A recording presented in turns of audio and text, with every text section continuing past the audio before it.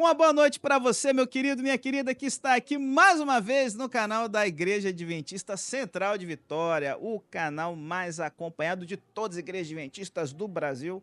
Se não é, eu acredito que é o mais especial porque você está com a gente. E a gente está aqui continuando o nosso especial de Páscoa, tá certo? Semana passada nós falamos sobre a Páscoa judaica, não deu nem para falar tudo, porque a gente também tem um compromisso com o tempo e tudo mais.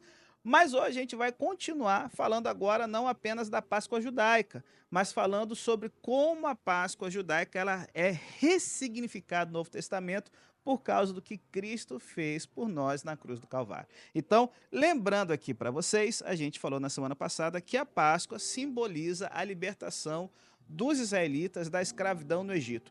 E depois que essa libertação aconteceu, eu queria até desafiar você a ler o Antigo Testamento de uma forma diferente. A partir do Êxodo, a libertação, a Páscoa, o sair do Egito, vai ser narrado várias e várias e várias vezes. Vai ser o evento mais relembrado no Antigo Testamento, porque é o evento fundador. Antes da Páscoa, antes do Êxodo, Israel era escravo no Egito. E aí qual o problema de ser escravo, gente? O escravo ele não tem liberdade para fazer o que ele quer.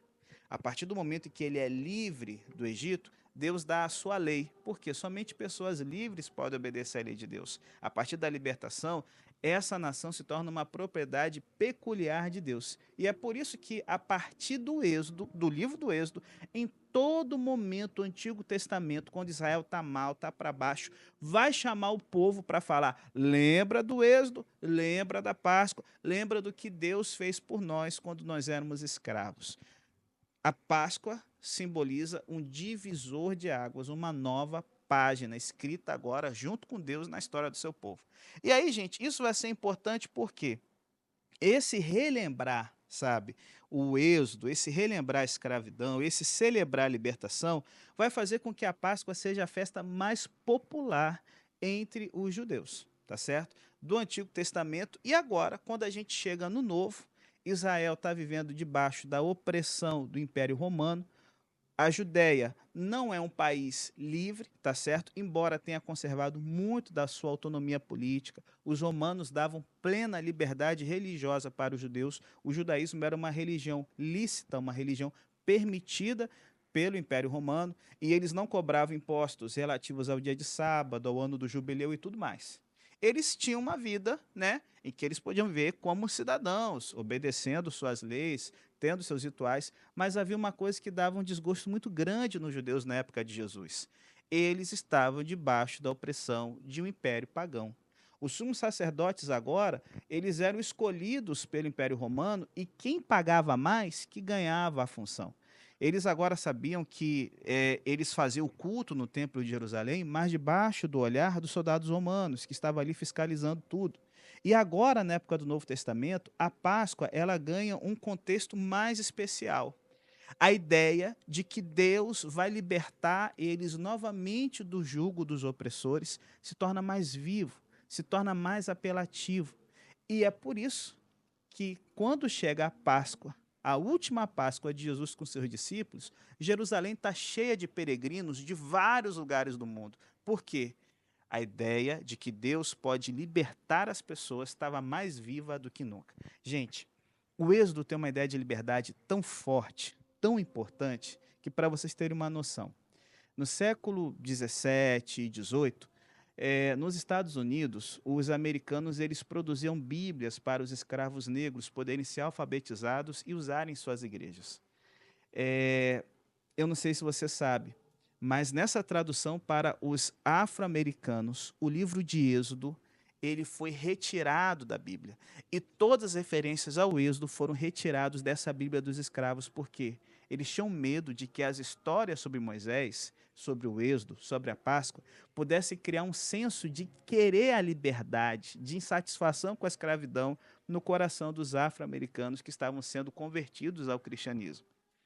É isso que está no coração de todo mundo quando Jesus vai para a sua última ceia, sua última Páscoa com seus discípulos. A Bíblia fala que na quinta-feira Jesus se reúne com os discípulos e a Páscoa foi na sexta. Você pode estar se perguntando, pastor, por que então foi numa quinta-feira que ele se reuniu? Porque o calendário judaico, o dia começa no pôr do sol. tá certo? Então, a noite de quinta já era sexta-feira da Páscoa. E nesse momento, a Santa Ceia que Jesus celebra com seus discípulos, ela está muito marcada por todo o ritual judaico que eu comentei um pouquinho com vocês no último vídeo da gente. Você tinha 4 cálices de vinho para que fosse dada as bênçãos e a história da Páscoa fosse contada. Aquela história que a gente falou, que os pais fazem com as crianças, aquele ritual de família que dura 4 horas, Jesus ele fez com seus discípulos, né? E alguém perguntou ali, por que essa noite é diferente de todas as noites? Quando a gente tem o ritual do lava-pés, isso não fazia parte da Páscoa. Era uma coisa de você ali demonstrar acolhida, porque as pessoas andavam descalços, o pé estava cheio de barro, de poeira e tal. Então Jesus ali está preparando os discípulos para serem bem recebidos numa festa que era para lá de importante, a festa mais importante para eles naquele tempo ali de todas as festas do Antigo Testamento. Então agora Jesus ele vai dando as bênçãos em cima de cada cálice e durante o ritual da Páscoa o cordeiro está lá. E imagina na cabeça de Jesus ele saber que o verdadeiro cordeiro que ia trazer liberdade para sempre era ele mesmo.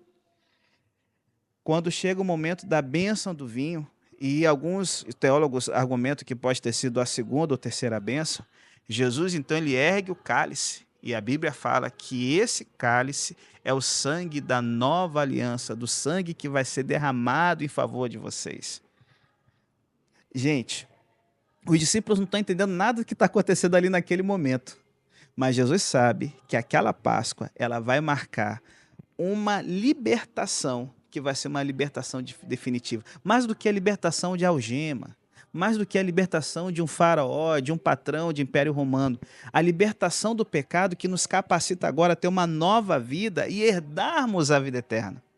Quando chega a bênção do pão, aquele pão sem fermento, que a gente hoje como cristão sabe que simboliza o corpo de Cristo, santo, sem pecado oferecido por nós, Jesus ele parte o pão e ele fala que os seus discípulos devem comer aquele pão em memória dele, para que eles possam se lembrar sempre que eles fizerem o ritual, né, da Páscoa, de que a verdadeira libertação está acontecendo diante dos olhos deles. Então assim, o ritual da Páscoa, o Seder da Páscoa, ele tem um significado agora totalmente novo para os discípulos de Jesus.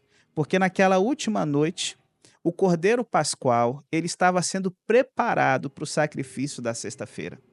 Jesus ele é preso no Getsêmani, ele tem um julgamento injusto. Pilatos tenta absolvê-lo, mas é covarde demais. E no momento em que Cristo ele é cravado na cruz e ele morre, e o véu do templo se rasga de cima a baixo, todos aqueles sacrifícios de cordeiros agora perdem o seu valor. Porque aquilo que impediu os seres humanos de terem acesso a Deus é retirado. E agora a Páscoa ela vai pegar um novo significado para os cristãos. O que ela vai ser? Ela vai ser o ritual que a gente chama de ceia do Senhor, Santa Ceia. Os católicos costumam chamar de Eucaristia. O que vai ser agora a Páscoa para o cristão? Cristo é o Cordeiro que fez com que a gente agora tenha uma nova vida. Você está entendendo a importância? O foco desse feriado, gente, não é chocolate, não vai ser, sabe, coelhinho da Páscoa, mas é a gente entender que, através de Cristo, algo novo aconteceu. Romanos capítulo 6 fala que o salário do pecado é a morte. Romanos apresenta o pecado como sendo um dono de escravos que paga aqueles que o servem fielmente com a morte eterna. Nesse dia, o Cordeiro Pascual, Jesus Cristo, ele deu um presente que vem da graça e da bondade de Deus, a vida eterna para todo aquele que crê em Jesus. Então, assim, isso vai agora fazer com que o Novo Testamento ele ressignifique a Páscoa. A libertação do Egito é um fato histórico e ainda está ok, mas não adianta a gente ser livre aqui nessa terra e a gente ainda está preso no nosso pecado.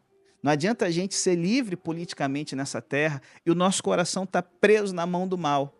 A partir de agora, o tempo todo no Novo Testamento é a morte de Cristo, que faz com que todas as coisas tenham um significado diferente. Assim como no Antigo Testamento tudo apontava para a Páscoa e o Êxodo, no Novo Testamento tudo vai apontar para a cruz de Cristo, e a Santa Ceia ela vai até pegar um significado diferente. Ela mira para o passado ao lembrar o que Cristo fez por nós. Mas Paulo vai dizer lá em 1 Coríntios que Jesus ordena que todas as vezes que a gente comemore a Santa Ceia, a gente possa fazer em memória de Cristo até que ele venha. Ela agora lança o olhar para o futuro, de que a maior libertação, a verdadeira libertação, vai acontecer quando Jesus voltar. Então, agora a Páscoa tem um sentido diferente. E por isso que nós cristãos não vamos estar usando todo aquele ritual dos judeus e tudo mais, né? A mesa com comida. Se você quiser fazer comida na sua casa, você pode fazer. Me chama até que eu vou, viu?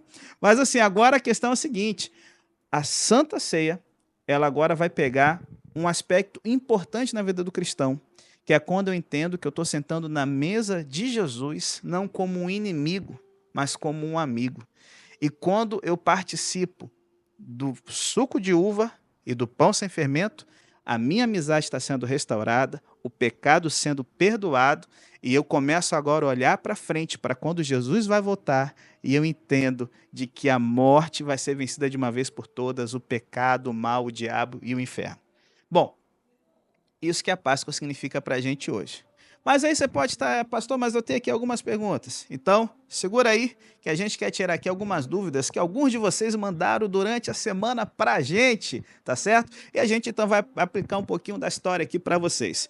Bom, pastor, o senhor falou, né, sobre a Páscoa judaica e tudo mais. Por que que os cristãos então vão estar celebrando diferente, né? A gente não vai ter o cordeiro e vai ser ovo de Páscoa e o coelho de não sei o que e tal. Então vamos lá. Como vocês sabem, os cristãos eles são influenciados pelos costumes e tradições da cultura onde eles estão inseridos. Então, quando o cristianismo começou a evangelizar vários povos diferentes e o Império Romano tornou ele a religião oficial, o cristianismo ele conseguiu manter muita coisa ali da Páscoa voltada para Jesus Cristo. Só que uma coisa aconteceu. Os domingos, eles eram o dia da semana em que os cristãos eles celebravam a Santa Ceia para rememorar o novo sentido da Páscoa que Jesus trouxe. Só que o que começou a acontecer? O domingo agora, com os séculos, ele começou a tomar um lugar de proeminência dentro da adoração cristã em detrimento do sábado, onde agora os cristãos começaram a achar de que esse dia seria um dia mais solene que o sábado da Bíblia, porque nesse dia Jesus morreu e ressuscitou e eles estavam participando dos elementos da Santa Ceia, do pão e do vinho. Então, assim, a Páscoa cristã começou a perder um pouco aquela coisa de um dia diferente, porque toda semana o rito da Santa Ceia começou a ser praticado nas igrejas cristãs. E aí, o que aconteceu? O Império Romano começou a receber um influxo de povos bárbaros de origem germânica que começaram a trazer coisas da sua cultura para a vivência do dia a dia do cristianismo. E no período da primavera, que é quando a Páscoa acontece, eles começaram a trazer os ritos da fertilidade que aconteciam na época em que eles eram pagãos. Então, por exemplo, os ovos, eles estão ligados com a questão de um renascimento, ciclo da vida. Então, aquilo que antes, debaixo do paganismo, tinha uma noção de festas pagãs da primavera, de renascimento da vida, que é quando o inverno tinha passado e as colheitas, né, as flores estavam aparecendo, parecia que o frio e a neve tinham sido derrotados. Isso agora começa a ser incorporado dentro da fé cristã. Tanto é que em inglês, o nome para Páscoa não tem nem nada a ver com o termo Pessah do hebraico, que é passar por cima, ou Páscoa nas línguas latinas. Easter, em inglês, é o nome de uma deusa antiga da cultura germânica ligada com a fertilidade. Então, isso vai se espalhar por vários lugares do cristianismo. Por exemplo, na Grécia, o pessoal vai pintar os ovos de vermelho ali e cada um vai ter um ovo de Páscoa. E quando os cristãos na Grécia se encontram, eles chocam aquele negócio ali para, né, dar boas-vindas, boa sorte, sei lá, alguma coisa do tipo. Na Alemanha, eles vão ter a árvore da Páscoa. Você pensava que era só árvore de Natal? Não, a Alemanha tem a árvore da Páscoa também, com os ovos pendurados nos galhos secos, né? A gente vai ter a cultura do ovo de chocolate aqui no Brasil, Portugal e outros lugares de fala de cultura ibérica e tal. Mas, assim, essas diferenças de você ter coelhinho, o coelho é ligado com a fertilidade, vai ser por causa desse influxo de ideias pagãs, tá certo? Pastor, vai ser pecado eu comer chocolate, então, por causa do paganismo? Vai ser pecado você comer demais. Então, assim, segura a onda, tá certo? E se há uma cultura de dar ovos de Páscoa na sua família, quando seus filhos receberem, você explica: filho, isso aqui não é o centro da festa. É o dia da gente relembrar a morte de Jesus. Eu quero fazer um desafio para você. Participe da Santa Ceia. Não deixe de celebrar, porque essa é a semana da gente poder relembrar desse sacrifício de Cristo. Beleza? Vamos lá. Temos mais uma pergunta aqui que apareceu durante a semana para a gente. Pastor, por que que na Páscoa o pessoal comemora em dias diferentes? Os judeus comemoram no dia e os cristãos comemoram em outro. Me diz aí, por que que isso acontece? Então vamos lá. Você reparou que a Páscoa ela nunca cai no mesmo dia do ano, tá certo? Natal, sempre 25 de dezembro. Por que que a Páscoa ela vai caindo em dias móveis? Simples. Os judeus, eles tinham um calendário, não, simples não, né? Acho que vai ser um pouco mais complexo, mas se liga aí. Os judeus, eles tinham um calendário baseado nas fases da lua. Ele era lunisolar. Então, os meses do calendário judaico, eles começam na lua nova, tá certo? E normalmente eles têm uma duração de 4 semanas. Mas, para que as estações do ano não se percam, porque o ano judaico acaba sendo menor por causa de seguir as fases da lua, então eles costumam adicionar um 13º mês. Eu não lembro com que frequência, se é de cada 2 anos, 3 anos, alguma coisa assim, para que eles possam estar acompanhando o calendário solar e as estações, tá certo? E o que acontece? A Páscoa ela é no dia 14º de Nissan, que é um mês judaico. Não é Nissan da marca de carro, não, pelo amor de Deus. É o mês judaico, é o nome do mês, Nissan. Como é no primeiro dia da lua nova, que o mês judaico ele começa, o dia de 14 de Nissan, ele normalmente vai aparecer ali no período da lua cheia, tá certo? Então, o que a igreja cristã fez? Com os séculos, os cristãos quiseram se distanciar de qualquer coisa que lembrasse o judaísmo. Infelizmente, a partir do 2º século da nossa era, o número de judeus cristãos diminuiu enormemente e muitos dos novos cristãos de origem não judia, eles trouxeram o antissemitismo, o preconceito contra os judeus muito enraizado no coração. E começou a haver um movimento de não ter nada que lembrasse o culto judaico ou a cultura judaica. Então, por exemplo, os judeus, eles sempre tiveram o louvor mais animado e com instrumentos musicais. Os líderes cristãos, a partir do 2º século, começaram a proibir essas músicas mais animadas, os instrumentos, porque aquilo era a bagunça judaica. A questão de diferenciação de animais limpos e imundos, a partir do 2º século, ela começa a ser relegada também como uma coisa exclusiva do judaísmo. E como a gente falou um pouquinho aqui do sábado e do domingo, o sábado ele começa a deixar de ser observado por cristãos, e isso vai aumentando cada vez mais a partir do 2º século, porque era visto como o dia judaico. E o que acontece? No Império Romano, a parte de fala grega celebrava a Páscoa todo ano no mesmo dia da Páscoa judaica, no 14º dia do mês de Nissan, tá certo? E normalmente isso aí ia estar coincidindo com a lua cheia. Aí o que acontece? As igrejas de fala latina, puxadas ali por Roma, e a igreja de Alexandria no Egito, começaram a dizer o seguinte: não, mas a gente não pode comemorar o dia da morte de Jesus na mesma data dos judeus infiéis, perdidos, incrédulos. Não, a gente tem que comemorar a Páscoa fora dessa data, para ela não ser manchada pela superstição judaica. Gente, era bem... Eu não estou inventando, não. Os caras começaram a escrever isso e proibir os cristãos de celebrar a Páscoa no mesmo dia que o dos judeus. Então, o que aconteceu? O calendário cristão resolveu determinar o seguinte, que a Páscoa cristã ela seria celebrada no primeiro domingo após a primeira lua cheia que ocorre depois do equinócio da primavera no hemisfério norte. Então, assim que a lua cheia aparecesse no céu, na primeira noite, o domingo seguinte seria a Páscoa cristã. Por isso que a Páscoa, então, ela tem um calendário móvel. Por isso que o Carnaval, que é ligado com a celebração da Páscoa, também é uma data móvel. E tudo por causa de quê? Do antijudaísmo. E aí, gente, eu quero deixar um recado para vocês. É muito perigoso quando a nossa fé ela não está baseada na Bíblia, e sim em racismo, em preconceitos, sabe, em coisas. Ah, eu acho que deve ser assim. Infelizmente, nós cristãos comemoramos a Páscoa numa data diferente da dos judeus por causa disso. E foi até uma tristeza, porque as igrejas cristãs no século I, segundo e terceiro ainda, que comemoravam a Páscoa na mesma data dos judeus, eles preparavam as pessoas para serem batizadas durante o ano inteiro, e os novos cristãos eram batizados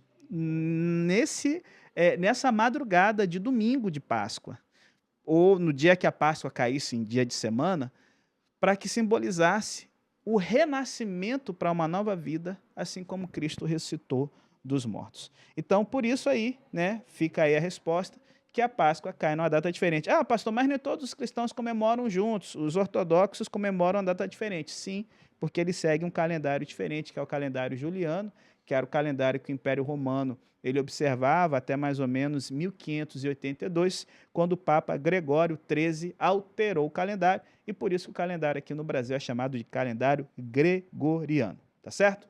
Bom, gente, fecho aqui essa parte de curiosidades, de coisas sobre a Páscoa, falando uma coisa para você. Quando os judeus foram expulsos da Terra Santa, a Páscoa deles agora ganhou um dia a mais. Então, a Páscoa fora de Israel dura 8 dias, em Israel dura 7.